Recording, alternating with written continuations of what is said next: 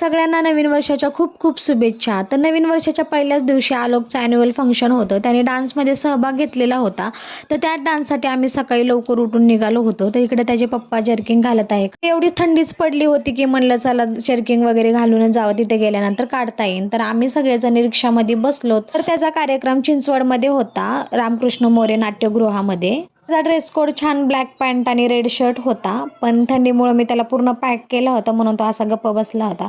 तर त्याच्यामुळं आमच्या मॅडमला पण सकाळ सकाळ घेऊन निघावं लागलं होतं. कारण आपल्या मुलांचं कौतुक आपण नाही करणार तर कुणी करणार ना. मग म्हणलं की त्यालाच तेवढं छान वाटेल. तर फायनली आम्ही पोहोचलो होतो तिथे. ह्या नाट्यगृहामध्ये कधी तर मी आलेली नव्हती, पण आता जाऊ दे, डान्समुळे का होईना पण आपल्याला ते बघायला मिळालं. लवकर येण्याचा आम्हाला एक फायदा झाला की आम्हाला जवळची सीट मिळाली होती बसायला. तर छान असं सरस्वती पूजेने कार्यक्रमाची सुरुवात झाली. तुम्हाला दाखवते मी आलोकचा डान्स. हे बघा.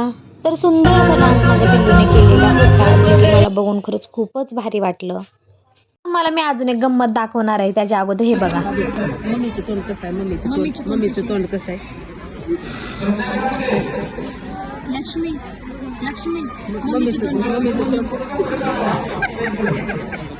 ही पोरगी तिथं गेल्यानंतर अशी काही नखरे करत होती, तिच्यामुळे आम्ही एवढे हसलो की तुम्हाला काय सांगू. तर छान असं डान्स वगैरे झाल्यानंतर तर अचानक आमचा प्लॅन झाला की चिंचवडमध्ये आलोय तर मोरया गोसावी मंदिरामध्ये जाऊन येऊयात पाया पडण्यासाठी. त्याची सुरुवात छानच झालेली होती, पण देवाचं दर्शन घेतलं की अजूनच छान प्रसन्न वाटतं. तर सगळ्यात अगोदर तिथं गेल्यानंतर काही फुले घेतली, त्याच्यानंतर मग गेलो मंदिरामध्ये. छान असं वातावरण झालेलं होतं आणि मंदिरामध्ये आज खूप सारी गर्दी होती.